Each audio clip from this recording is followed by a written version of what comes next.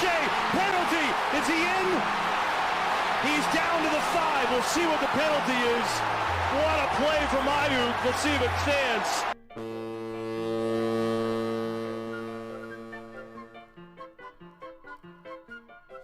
That's what a fifth quarter sounds like when you have a 49er fan at Master Control. The 49ers and Kansas City Chiefs are headed to the Super Bowl and will face off in 2 weeks down in Las Vegas. Well, the Trailblazers tonight take a loss coming off the road trip. Final score, Bulls 104, your Portland Trailblazers 96. And one day I'm going to find a really smart person that can explain to me why the first game back at home after a road trip is so difficult. But the Blazers coming off the 4-game road trip, take a loss in this one. And now, with all the games they've been playing, no time to rest. You know why? Because the Philadelphia 76ers and reigning MVP Joel Embiid are going to be in town tomorrow night. Tip-off from Moda Center will be at 7 o'clock. There were some good things that came out of the game tonight, and we'll get to those during the course of the fifth quarter tonight. Offense, not one of those. And you're going to have nights like that where you have difficulty making shots, and that was definitely a problem for Portland tonight. But we're seeing some very good signs. Number one, DeAndre Ayton. Last 3 games, he's been terrific. He is now starting to get into a groove. We'll hear from Chauncey Billups. He was asked as to why that might be. He'll share his thoughts, but it's nice to see Ayton now in 3 straight games, highly productive, very active, and making the game easier for his teammates, which is nice. The Blazers, once again tonight, were shorthanded with some guys out of the lineup, but that's nothing new for this group. They've been dealing with that kind of stuff all year, but really just a slower paced type of game. It was really difficult for Portland tonight to get into any type of flow on the offensive end, but I do appreciate the defensive effort and the way they grinded and kept themselves in a position to win the game. They just didn't have enough to get over the hump in the end, especially when it came to shot making. Chris Burkhardt, Chad Doing with you, fifth quarter here on your home of the Blazers, 620 Rip City Radio. I want to start with the game tonight, and let's relive what went down, and then we can get into the discussion. We'll talk about the game. We'll hear from Chauncey Billups. We'll give you the shot of the night, and we'll also get to what's the scoot. Well, the Bulls jumped out quick tonight. They took an 11-4 lead after a Nikola Vucevic field goal with 9:03 to play in the first quarter. Portland responded with a 15-8 run, and with a 3 from Anthony Simons tied the game at 19 with 3:45 left in the first. So slow start, good rebound, and Portland was right back in it. Chicago would outscore Portland 7-4 the rest of the way. They would take a 26-23 lead at the end of one. Grant led Portland with 8 in the first, but they connected on just 34% of their shots. Chicago made 54% of their field goals in the opening period. A Duapre 3 tied the game at 30 with 8:53 to play in the half, but the Bulls started to make a move. Chicago used a 16-7 burst to take a 9-point lead at 46-37 following a Vucevic bucket. After a Jabari Walker shot cut the deficit to 6 at 46-40, the Bulls closed the half on a 7-2 run, which was finished off on an Alex Caruso three-pointer with just a couple of seconds remaining in the half. The Bulls take a double-digit lead into halftime at 53-42. Chicago made 54% of their shots in the first half. They were led by Kobe White, who finished with 11. The Blazers just 39% shooting in the first half. Grant had 9, Jabari Walker with 7. Now we move on to the second half. Portland opened up the third quarter on an 11-4 run, cutting the deficit to 4 at 57-53. Ayton, Brogdon, and Grant all contributing during that spurt. Portland kept fighting. A 15-10 run got them in a position to take their first lead of the game with 2:12 left in the third. Portland not shooting well, but hard work on defense was keeping them close, and that was good to see. Chicago would take a 76-75 lead into the fourth quarter. The Blazers outscored the Bulls 33-23 in the third. DeAndre Ayton had a monster quarter, 12 points on 4 of 4 shooting. Grant led the team with 14, and Brogdon had 7. Portland able to rebound, and they made 50% of their shots in the quarter. Chicago just 41. Now we move on to the fourth. The Bulls scored the first 7 points of the quarter. That's a problem. DeAndre Ayton scored a hoop to end the run, and the deficit was at 6 points at 83-77.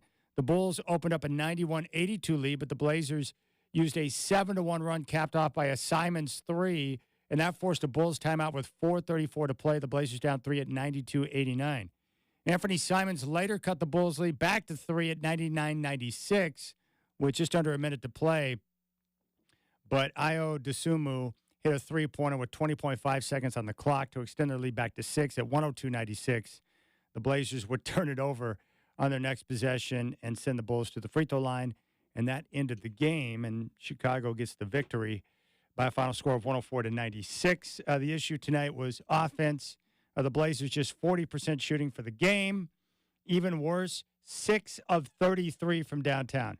Just 18.2% from three-point range. That's not going to get the job done. Chicago controlled the paint with a 52-40 edge. They outran fast break point edge 15-4 for Chicago. And for the Bulls, they got DeMar DeRozan, who led the way. 12 of his 20 points coming in the fourth quarter. He also had 6 assists and a nice game from Kobe White. I like watching him play. He finished with 15 points and 9 assists. They also got 14 points, 7 rebounds, and 3 assists from Nikola Vucevic. For the Blazers, Jeremy Grant game high 24, 22 points, 12 rebounds from DeAndre Ayton, 3 consecutive highly effective games for Ayton. Ant struggled, 11 points on 4 of 15 shooting, and Malcolm Brogdon, same, 16 points, 6 assists, 6 rebounds, but just 13 from the field. And Matisse Thybulle led the way off the bench with 7 points in 32 minutes. But that is that. The Blazers get outworked in bench production, 45-16. Is that right? 26, 32, 35-16. Edge for the Bulls in their bench points. And there you have it. The Blazers don't get it done. Not enough offense. They couldn't make the shots. But, I like the defensive grind, the way they worked and continue to hang together. Chauncey Billups wants them to be a physical group. He wants them to obviously show a willingness to engage and defend and be active. And I thought they did that tonight, but they just couldn't get the shots to go down. Malcolm Brogdon and Anthony Simons got the start. At guard, Ayton, Walker, and Grant. And tonight, Jabari Walker in 24 minutes of action, 7 points, 6 rebounds on 3 of 10 shooting. And there you have it. The Bulls get the win. The Blazers will now regroup and reset and get ready for the Philadelphia 76ers coming up tomorrow night at Moda Center. They always say, Burkhardt, it's a make-or-miss league. And I really felt like tonight that's exactly what this game was. The Blazers had their opportunities, and they had plenty of good looks. They just couldn't get the shots to go down. And then they played some pretty good team ball tonight. It just didn't work. Yeah, that's pretty much what happened. It's another one that's tough because there was a couple things I didn't mind in this game, like late there in the fourth, Chad, and then they had a couple turnovers, but I was like, whoa, what is it? Is that ball movement? Like, what is going on? They were getting the ball flying, shots were missing, and then they had some turnovers, but you'll hear Chauncey Billups after the game in his press conference talking about how they're getting comfortable with Ayton, right, and they're trying to get him involved more. They were trying to force the ball to him more often, and I saw that in the lineup today. It was almost like they were experimenting with a new offense a little bit. But the shots, make or miss league. You hear that one all the time. Unfortunately for the Blazers, this team doesn't have a lot of shooters, so it tends to be a miss league more often than a make one. Yeah, it's not going to show up as much tonight because of the field goal percentage. Just 22 assists, but I saw it on the road trip with the game in Oklahoma City, the game in Houston. We saw it for the first 2.5 quarters in San Antonio and during some stretches tonight. With this team, what have we talked about? Development of the youngsters, also paying attention to how the guys are responding to how Billups wants them to play. And one of those things that he wants is he wants guys touching the basketball. He wants ball movement, player movement. He wants players sharing the basketball to hopefully result in better shots. And especially over the last week, we've seen that effort there. And I like that type of basketball. I like it when, 4 or 5 guys are touching it on a possession. And when I see them making that effort to do that, I like it. Yeah, it stands out, right, when the ball's moving around a little bit. So I did like that tonight as well. Just sucks when you lose. No one likes losing, but personally, yeah, I'm on cloud 9. I don't care how bad the Blazers couldn't care play. less. I could not have cared less. My mind and my heart rate is still slowly falling down, as is my blood pressure. I won't have to be on medication. But if the doctor would have saw my numbers during that game, he would have thought something was wrong with me. Yeah, Burkhardt doesn't care what went down tonight. All he knows is the 49ers going back to the Super Bowl. Yes. Are you prepared for another potential loss in the Super Bowl? The 49ers owned the NFL in my childhood. They haven't won a championship since the 94-95 season. Yep. They've been back to the bowl twice, lost 2 close ones to Baltimore and Kansas City. And now you get to face Patrick Mahomes again. I'm not prepared for anything but victory, okay? Kind of, I feel like I told you, like my dad said, he would have rather lost to the Lions than lose to the Ravens or the Chiefs again in the Super Bowl. So, yeah, if we can't beat the Chiefs, I'm maybe upset. Well, there's no shame in losing to Patrick Mahomes. Yeah. He's pretty good. He's pretty good. Tell you what, you need to check out this YouTube chat. They're having takes today. Apparently, Dan Campbell needs to be fired. He's too emotional to be a head coach because he cried during the post-game press conference. He did. And and then Kirk says the NFL got what they wanted. Chiefs versus 49ers. If the NFL got what they wanted, if this is all scripted like everyone says, Detroit was a license to print money if they were in the Super Bowl. An absolute license to print money. Stop with this. It's scripted nonsense. I think the NFL and the ratings are going to be monstrous regardless of who's in. I can't wait to see what the number is on that Lions-49ers game. Whether it's Detroit, it's Kansas City, whether it's Baltimore, the NFL's king. They're going to draw the ratings today had to be killer. regardless. It's like I told massive. you. Like I told you, it's the only sport where I will sit down kickoff to final buzzer to watch 2 teams that I really don't care for. They probably got 40 million people watching that Lions-49ers game. No joke. And they probably got close to 40 for the Chiefs and Ravens. Probably. It's dominant. That's not, yeah. The NFL is a dominant force, whether you like it or not. The other player I like, DeMar DeRozan, I don't know what you classify him as, Burkhardt, whether you want to say he's a star player or he's just a borderline star player. I don't know what he is. I just know he's one of the most consistent son of a guns I've seen in the NBA for a long time. DeRozan? You can count on him for anything. I think he's a star. I think that's a controversial take. I think a lot of people don't. I think he is. I think he's great. I like him a lot. I mean, you can pretty much just pencil him in for certain things every night. Tonight, 20 points, led his team in scoring, but 12 of those came in the fourth when they needed it most. Shot a decent percentage, 8 of 14. Also added 7 rebounds and 6 assists. He's just a consistently great player. Like a C.J. McCollum or certain players who you don't put in that elite superstar category, but they're just below that line. But I like watching DeRozan play. He was terrific tonight. He was great down the stretch. I know I got roasted a couple years back, maybe like 2 years ago, and Portland was looking for another star to go next to Dame, and I was saying I would have traded Ant for DeRozan at that time, and people looked at me like I was stupid. I'm like, dude, he's an all-star. You couldn't tell me that DeRozan wouldn't have fit super nice next to Dame at small forward. Like, do people understand basketball? DeRozan's good. Always has been. Well, I think what happens because a lot of players who are good, they're not perfect, so we always want to, poke holes in their game. I like DeRozan. The other thing I'm excited about right now is this uptick in what we're seeing with DeAndre Ayton. 3 straight games, highly effective. Teammates looking to get him involved. You can tell that he's feeling more comfortable being back in the fold after missing 12 games. But this is the type of guy that we were expecting, this type of play that we've seen tonight or that we saw Friday in San Antonio or in the game against Houston. When he's out there, his size, his activity level, and what he does to help out his teammates, it's invaluable. And when the Blazers needed a spark in that third quarter, after being down double digits at halftime, Ayton was a big part of that. He and Grant kind of led the charge there in the third quarter to get them back in the game, which is nice. But DeAndre Ayton playing like this, and if he can continue to build on this, I mean, it makes this team so much better. And then when he's available and he's playing and he's an effective, then you got Reef off the bench and you've got a more stable 1-2 combination there with guys that you're playing at the 5. Yeah, the way he's playing is definitely, like you said, invaluable.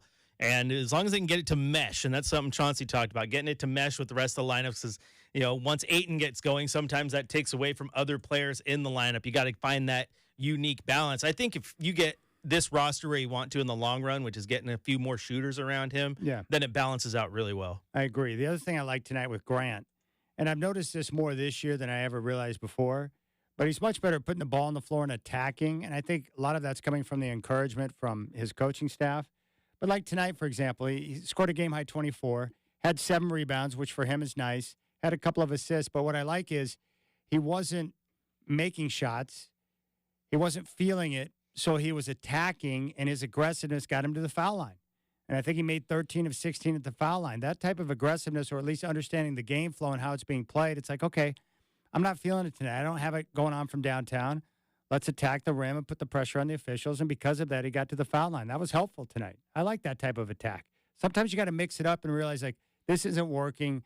Let's find different ways to manufacture points. And Grant did it tonight. Yeah, and he's pretty much been doing that all year, right? He go-to bucket. Get it to him, you're going to get some. So, yeah, when you have those extra little wrinkles, and again, that's why I've liked Grant since day one, and think if this team ever does decide to, click, yes, decides to do it. But that's why I don't think there's just incentive to trade him right now. I mean, that 5-year deal gives you flexibility with how you want to move forward with him. And selfishly, similar to why I didn't want to trade Dame, I like watching players who are good at basketball, and he's good at basketball. All right, we'll come back. We'll give you the shot of the night, and then we'll get to your phone calls. Bulls over the Blazers tonight at Moda Center, 104-96. Portland's back at it tomorrow night. The Sixers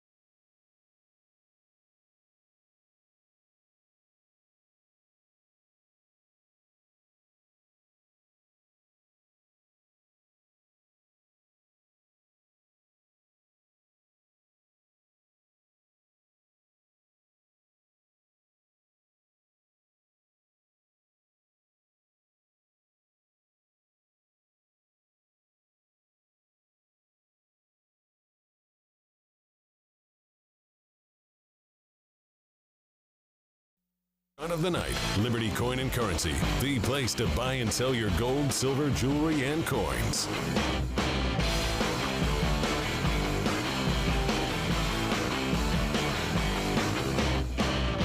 Down by 4, 6:39 to go here in the third quarter. Brogdon with it, Blazer front court, moving from right to left. Lob underneath to Ayton, slam dunk off the lob from Malcolm Brogdon. 2-point Chicago lead. Points off turnovers.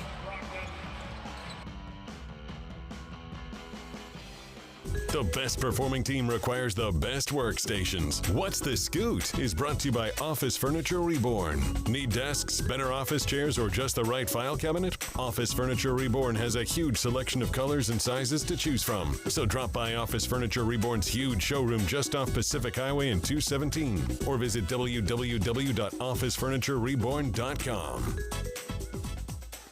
All right, Chauncey Billups tonight really just used 5 guys primarily. Your 5 starters in Grant, Walker, Ayton, Simons, and Brogdon. All 5 starters aside from Jabari got nearly 40 minutes in the game. 38 for Brogdon, 35 for Simons, 37 for Ayton, and 36 for Grant. Jabari got 24 off the bench, 32 minutes for Matisse Thybulle, and just 22 minutes of action for Henderson. Scoot, 4 points, 4 rebounds, and 4 assists in 22 minutes of action tonight. 2 of 4 from the field and 0 of 1 from downtown. But Scoot used sparingly coming off the thigh contusion or quad contusion. And I would expect him to get an uptick in minutes tomorrow against the Philadelphia 76ers. So not much to report on Scoot tonight. Just being worked back into the lineup with that contusion. And I would expect him to get more minutes tomorrow night. Of course, the big date to keep an eye on is February 8th. That's the NBA trade deadline. So we'll see what the Blazers decide to do and whether or not Brogdon is going to be moved out before the deadline. And if so, that will open up more of an opportunity for him. Let's go out to the phones. 503-248-0620. Victor in Turkey is with us. Victor, my friend, welcome to the show. What's on your mind? Hi, thank you for your time and opportunities. Well, a couple of basic, or major issues. From the beginning, you mentioned these games, Blazer, they're not about, championship or winning and losing. It's about the process. But I think, Chad, the Chauncey Billups was kind of confused. I tell you what, in some of these games, like this game with Chicago or the other games, he wants to prove that, the Blazers, they can beat the Oklahoma City, they can beat, other major, powerful, major teams, and he kind of go away from that, the philosophy that these games is not about the winning and losing, about the process. What I'm saying is I'm worried about my buddy Anthony Simon. Anthony Simon scored 11 points. If you have the close-up, I watched that at the end of the game or during the game. If you have that, probably you have the replay. There were several close-up of Anthony Simon. He was sick 2 weeks. When he got sick 3 weeks ago, and he was poisoning or something. Who knows what kind of a virus he had? For several days he couldn't play, and the Chauncey and the team, all these assistant coaches and all these people, I think they called Anthony Simon because nobody could score, and they brought him back.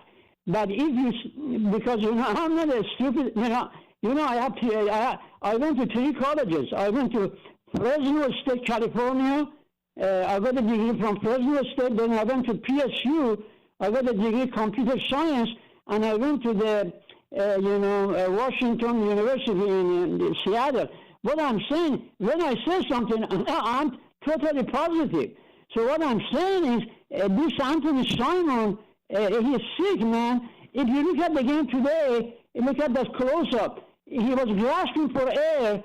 He could never even smile. And why he got the technical? Because he's so pissed off. He's sick man. And the Chauncey Billups put him in the game. Why you do that, man? the team, the Blazers, is not going to go nowhere. And what I'm saying is, Chauncey Billups and the assistant coaches are crazy. You know, the assistant coaches, they are not sick. You know, they don't get sick. When you play this kind of a game, you know, very intense game like a basketball or soccer, you have to, believe me, you have to sleep 8 or 10 hours a night. Who knows? He got a virus, and I'm sure he couldn't sleep. When I was playing soccer, I'm telling you, and I was like 20 years old, and I couldn't sleep, or I had a fight with my girlfriend or something, and I missed one night of sleep. The next day I could play, but I couldn't breathe. So what I'm saying is, Chad, I'll tell you something else. You know the father of Nick Batum. You know Nick Batum is from France. His father got heart attack when he was on the court, right in the court. Now that's very rare. You know, you don't get a heart attack. But Nick Batum's father, he got a heart attack, and he mentioned that. Maybe you remember that. So what I'm saying is, if you look at the anthem ceremony, I thought he was going to collapse, man. So I'm sure you are not going to pass the information to Chauncey Billups. These people, I'm saying, these people, they don't care about the players. I challenge you. You look at this guy, Anthony Simon. But the other player was sick. You know, Anthony Simon was sick for 1 week, and he got a virus or something. Victor's gone.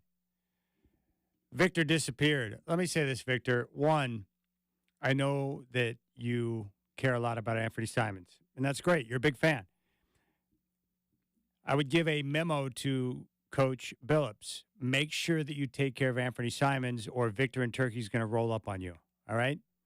So fair warning to Coach Billups. Look, I can say this, Victor, that this team goes out of their way to make sure that the players are protected, and they're not going to let the guys play if they believe something's going to happen. And that's the way they handle it. They're very protective of the players' health and their well-being. So they're not going to put them on the court in a situation where they would be jeopardizing them. And it's also on the player. When the player makes a decision to step onto the floor and to play, even if they're not 100%, once they make that decision, then they've got to embrace it and go out there and compete and play the best that they can. I think what we saw tonight, you know, we mentioned at the top of the broadcast that this is one of those nights where the Blazers just couldn't make shots. And I think what people have to realize, and many of you do, is that with the talent and the way that this roster is constructed right now, Burkhardt was mentioning, you know, having more shooters on the floor. This team is not loaded up with dynamic offensive players. Anthony Simons, I would classify as a dynamic offensive player.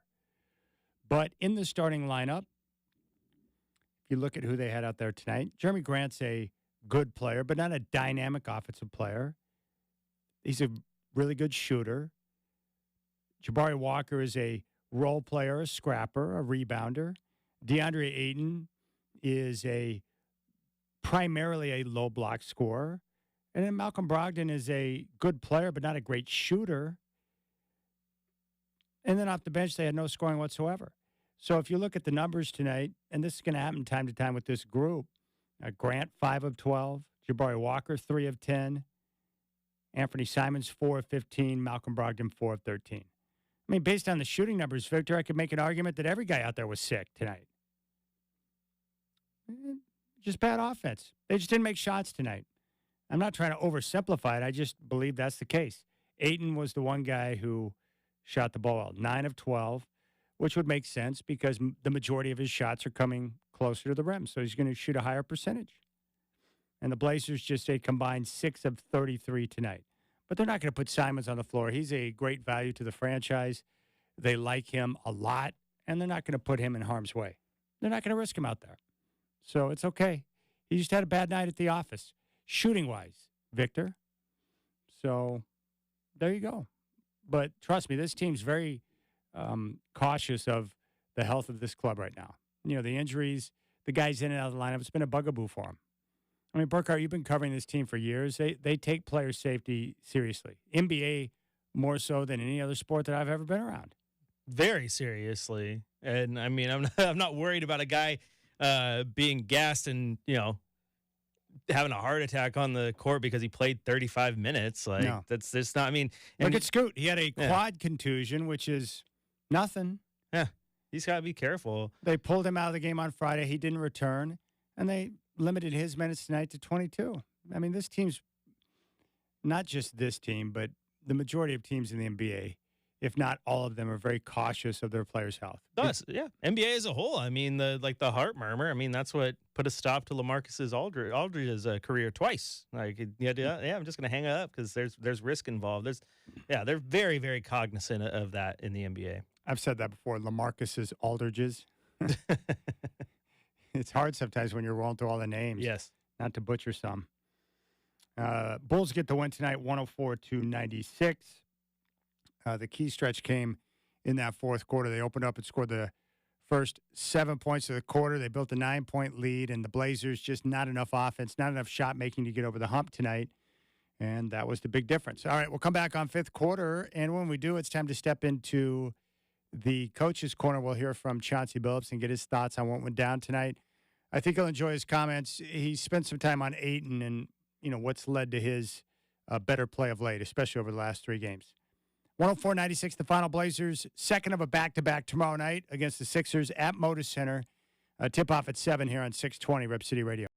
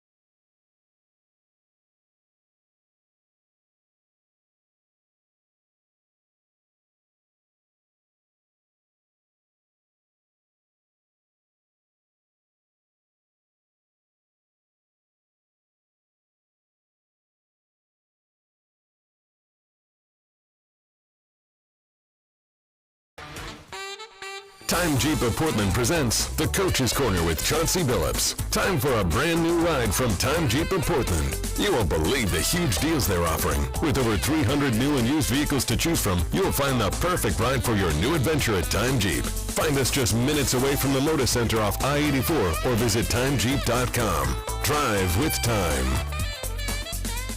All right, Blazers take the loss tonight in their first game back off the 4-game road trip, 104-96 to the Chicago Bulls. Let's check in with Blazers coach Chauncey Billups. Yeah, it kind of happens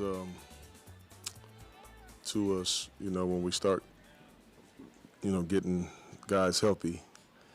You have to find ways to, manufacture offense and get guys the ball. You want everybody to start to become cohesive and together. And, we've been really trying to make a real effort to get the ball to DA, and he's been doing a really good job when he's getting it lately. He's starting to find himself in what we're doing. But, when you do that, other things are kind of off a little bit. And it's just we haven't played together enough to understand it yet, So you just try to piece it together, get that going, and I'm really happy to see that, and then we just keep piecing it all back together, and hopefully we can just be healthy for long enough to start to find some synergy in all of it, But yeah, I don't, I just thought, our turnovers, I don't think that's what, cost us today. I mean, I thought our turnovers really cost us. You go 6 for 33 from three. It's tough to win a game like that, But we did a good job of getting on the free throw line, but they just controlled the paint, man. They really did. They controlled the paint on us.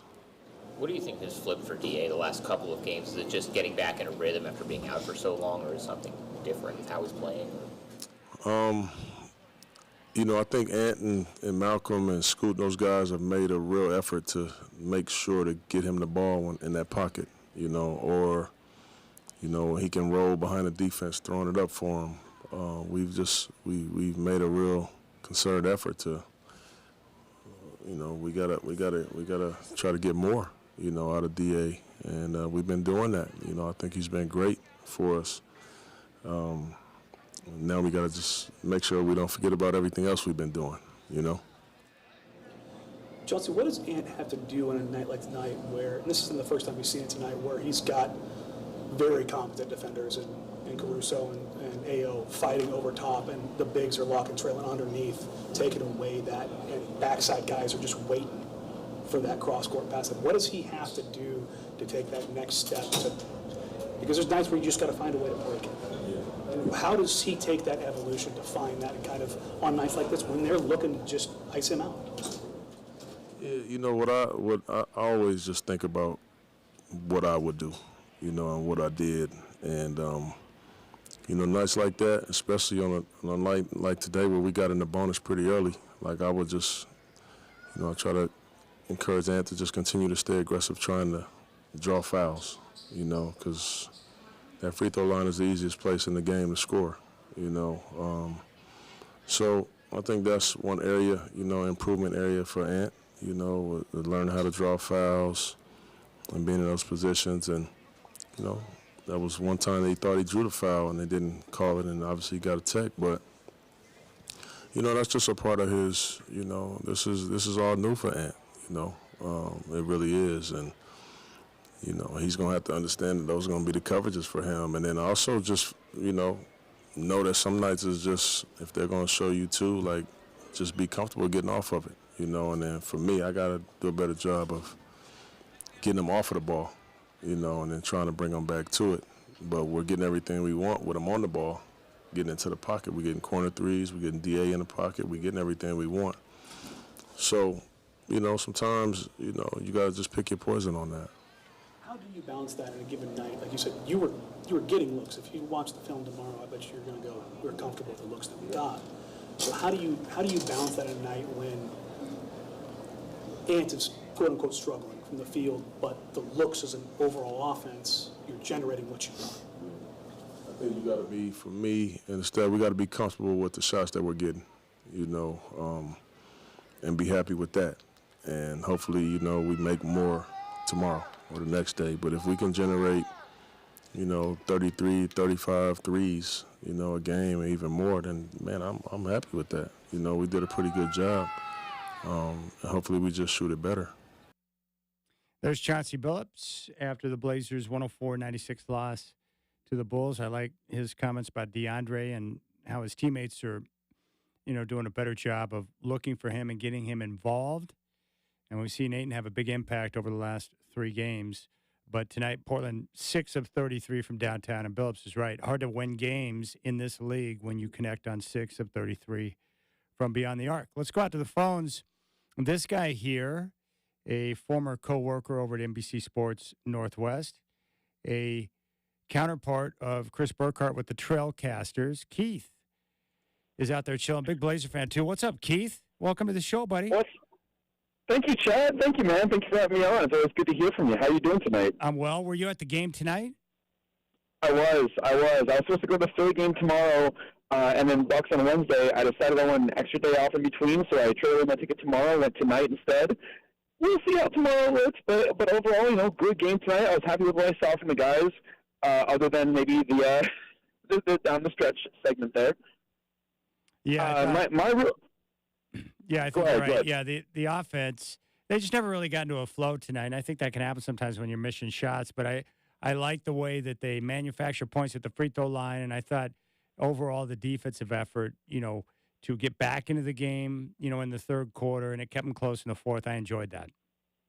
Yeah, and like you said, I am fully here for defense and free throws, driving in, getting some fouls on the line. What annoys me, I think, most of all, you know, we just heard from Billups. You played the clips from Billups there, and I know Billups is a hot topic right now as far as is he the right fit, is he not? I am much more focused. I'm much more annoyed, I guess, by playing Simons on ball. More than anything, I cannot figure out why when you play Simons and Scoot on the floor together, it seems just so obvious to me that Simon is the off-ball player. His strengths are shooting the rest, where Scoot is not a shooter very much. He's very much more of a true point guard, and I don't understand why we can't flip those around. Well, I'll tell you why. In fact, let me give you these numbers here because I referenced them earlier, but I got these from the Blazers analytics insider Tom Havastro, and this goes back to whether or not Scoot, what role is he best in. So take a listen to these numbers here with, let's see if I can find it here. Oh, yeah, Anthony Simons, and this goes back a couple of games, registered another monster night for the Blazers Wednesday, tallying an efficient 33 points, 6 rebounds, and 5 assists in the overtime affair. Simons has blossomed as a playmaker this season, finding teammates and getting good looks for himself. When he's the sole point guard on the floor, he's averaging a whopping 28.6 points and 8.4 assists, while the offense is scoring 117.7 points per 100 possessions. So I guess what Chauncey's looking for is a spark, and the numbers or the analytics would point to Simons, the offense, running best when he's running point. And that makes sense. It absolutely does. Simons is, without a doubt, our best guard right now. He is the most capable scorer we have among all the players. I think maybe what I'm getting frustrated by even more is just if we're going to have Scoot on there, it seems so out of place to play him as the off-ball shooter. It's just not what again, like you talked about the analytics, his numbers are so much better at pull-up than catch and shoot. And I feel like, again, I hear what you're saying with Simons is he's improving as a playmaker in the rest, and that's obviously good if we're trying to get shine for him. I don't think he's gone by the deadline at all. I think that ship has sailed. He's going to be here for a minute. But I just see Scoot as so much more of the true point guard, and if we want to really develop him, I don't see what benefits him to play off ball as much as he is, where that would fit Simon's skill set. But you're right. We are seeing a lot more from Simon as far as looking good in the ball handler position. It's less about Simons, I guess, being in the wrong spot as much as about Scoot being in the wrong spot. Well, Keith, here's the bigger question that I have, and Chris and I have talked about this, and I don't really have the answer on this, but let's assume that Malcolm Brogdon is traded before the deadline coming up on February 8th. That's going to open up some minutes. Yeah, that'll open up minutes for Scoot off the bench. But long term, like, what are they going to do next year? Is Scoot going to come off the bench with Shaden and Ant starting? Like, I don't. They still have a logjam of guards, so I don't know what the answer is to that.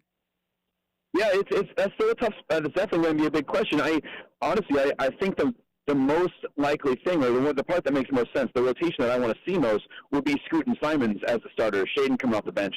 I think Shaedon's still got the best ceiling of the three. He's the piece that I want to hold on to most. I think he and Scoot are they're both up there, but Shaedon has the ceiling.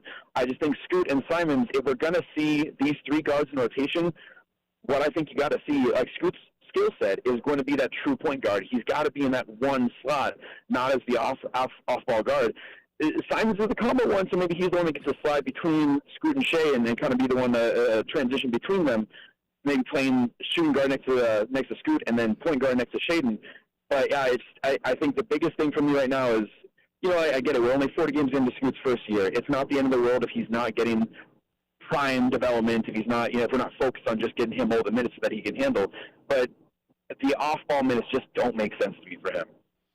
So would you start Ant and Scoot and then also start Shaedon at the 3, or would you bring Shaedon off the bench if your ideal backcourt would be Scoot and Ant? How would you solve that issue?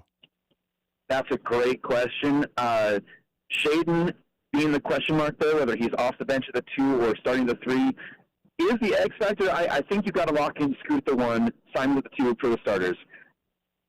What we do with we know he had the contract offer with the Mavericks, right? So he's going to be here a while. He's not getting moved.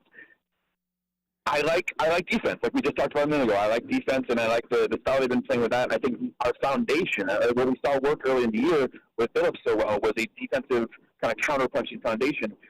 And for that, you got to have Peace probably as a starter. If that means Shaedon comes off the bench for a little bit, that's not hurting Shaedon. We know that he has some consistency issues at this point. I don't think it's going to be bad for him to come off the bench the same way it has not been bad for Scoot to come off the bench.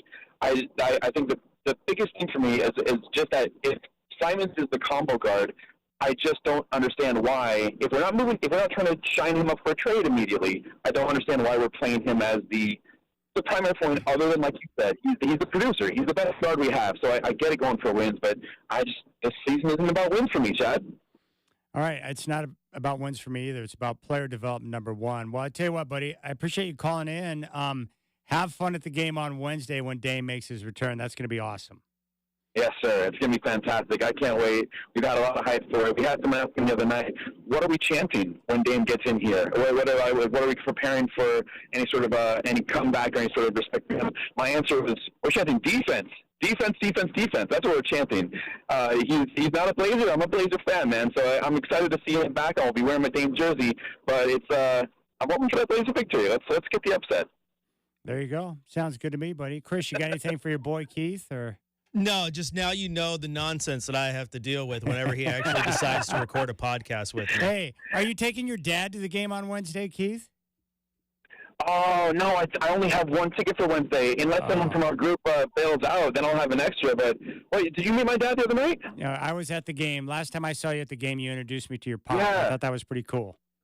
Yeah, man, he enjoyed that too, and I've got that pic. We shared it on the Discord, and we appreciate you and Travis and Sean and Danny and Casey. I saw all you guys after some recent games when we got a seat upgrade down to 113 after Christmas, man. It's really fun. It's always good to check in with you guys. All right, buddy, man. Have a good night and enjoy the game on Wednesday, brother.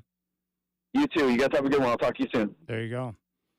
There's Keith from Trailcasters conserving his energy to make sure that he's got enough in the tank for Wednesday, which makes sense. That's going to be a lot of fun. Damian Lillard coming back to town. He'll get a standing ovation. He'll get the love he deserves from the crowd. No question about it. Without a doubt. Without a doubt. He's forever a Trailblazer. Let's go to David in Salem. David, appreciate the phone call, my friend. Welcome to the fifth quarter. What's on your mind? Hey, Chad, it's good to see DeAndre Ayton playing better. I've kind of I'm repenting on my judgment of him. But I just wanted to state I want to thank you, David. Hey, David, I need to thank you. I think you personally motivated him for the play we've seen over the last 3 games with your comments about the ice. So thank you, man. Keep throwing Ayton under the bus, and I think we'll get more production. I like it. I see your work. You're using the reverse psychology. I like what you're doing for Rip City, and I appreciate it. But what I called about, Chad, is I really think the Blazers have been playing shorthanded, and I think with only 13 full-time NBA players, they're playing teams with full rosters. And I think, after going on a 4-game road trip, coming back, and I think the guys are tired. You know, you're going against really a lot of competition out there, and to have 13 real starting NBA players, or really close to it, you know, considering some of their rookies, it's a lot to ask for them to win. And I'm questioning a little bit. I'd like to see some of these other players like Chris Murray play more, because if you want to develop the young guys, you got to play them, and I'm not seeing that happen. Sometimes they want to win, sometimes they don't, and I'm wondering if it just doesn't make a lot of sense to me. Can you elaborate on what you think? Yeah, it's a tough one. I've talked about this a lot, David, with a variety of different people. Like, there's part of me that's like, just go out there and play all of your young guys and just suffer the bumps, the bruises, the big losses to get them run and give them experience. But the problem is, here's where the issue comes into play. One, you've got guys on the roster who want to win, and they're trying to play to win, and they want to be in a position to play their best basketball. So let me give you an example of what I'm talking about here. So if you put Scoot in the starting lineup right now, and you've got him on the floor with Anthony Simons and, let's say, Jeremy Grant, the problem is Scoot, because he's not at the level where he needs to be, particularly with his shooting, especially from three-point range, the defense doesn't respect him, and they sag off of him, and they make life tough for Anthony Simons and Jeremy Grant. So that's difficult because those guys are out there trying to get off and get their numbers, and you've got guys on the floor that they can't really get off with because the defense doesn't respect him. Or Malcolm Brogdon. This is a guy who was traded from Boston, legitimate vet, very good player. He's come in and embraced a role that the team asked him to embrace, and that's to either come off the bench at times. Sometimes you'll need to start, but we need you to be a mentor to the younger players. And I think they're just doing right by Malcolm while he's here in town, because he'll probably be moved by the deadline, but they're giving him some minutes and giving him a chance to play and get some burn, because he's done right by them by being a mentor to some of the younger players. So you've got a lot of different things at play. I think the big reason why Scoot Henderson is not starting and not playing the big minutes that maybe we expected when the year began is because I don't think the team sees him in a position to where he's ready to take on that load yet. That's why they've got him off the bench. They feel like in the minutes he'll get off the bench, going up against the second unit guys, it'll put him in a better position to succeed. And then with the starters, guys like Ant and Grant, you get them on the floor with someone like Brogdon or Shaden, it'll give them a chance to get off. So there's a lot of things to play, whether it be locker room dynamics or some guys just not being ready. But I think that's part of the process there, if that makes sense. Well, it does in a way, but you know, when you want to really see these guys develop, and if you're going to lose and the less wins you have, the more likelihood you have of better draft choices. It makes me wonder how serious they are at really trying to get really great draft choices going into the this team's going to lose games. Draft. This team's going to lose games naturally, regardless of who plays. They've proven that. They're not trying to lose games right now. They're just losing because of the way the roster's put together and the overall lack of talent. Most nights when Portland takes the floor, they're overmatched to a degree in terms of talent. So I don't think draft position is going to be an issue this year at all. Yeah, are they looking at number 5 right now, about the 5th position in the draft? Well, they'll be, I think right now they have, last check, I think they have the 5th worst record. So they'll be right there in a position with the lottery chances to jump up and possibly, they'll have a great chance at, a top 3 pick once again. The only problem with this year is that the draft is not, according to the experts, not loaded with talent like it was last year. So we'll see how that shakes out. One thing I look at this team too, Chad, is size.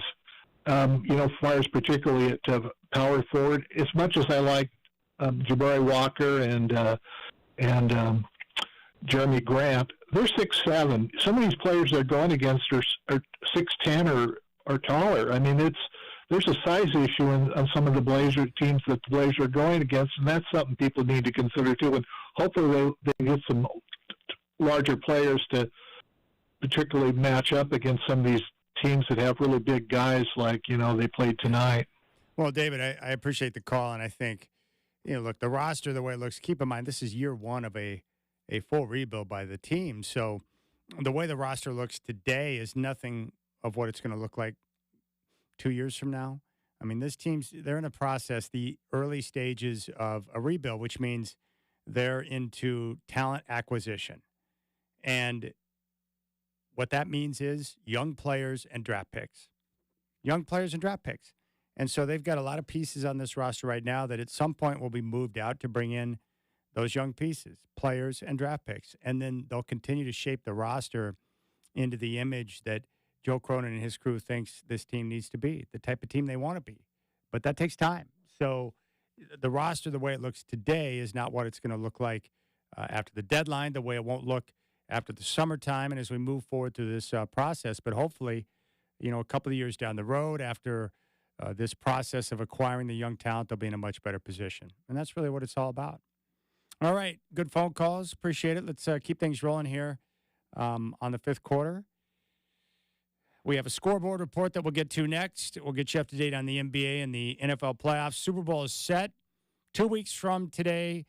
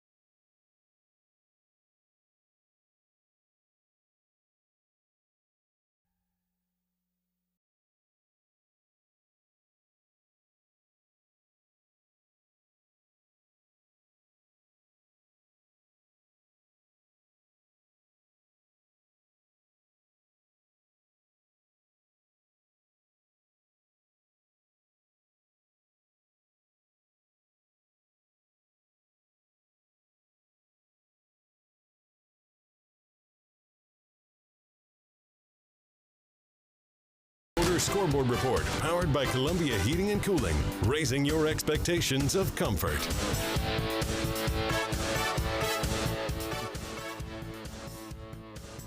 All right, it's time for a scoreboard report here on the fifth quarter. We'll start with the NFL. Now that we know that the Super Bowl is set, the Kansas City Chiefs go into Baltimore as a 5-point underdog and take out the Ravens 17-10. The Ravens, 3 turnovers in the red zone. That was their downfall, and now Kansas City goes back to the Super Bowl, looking to make it back-to-back.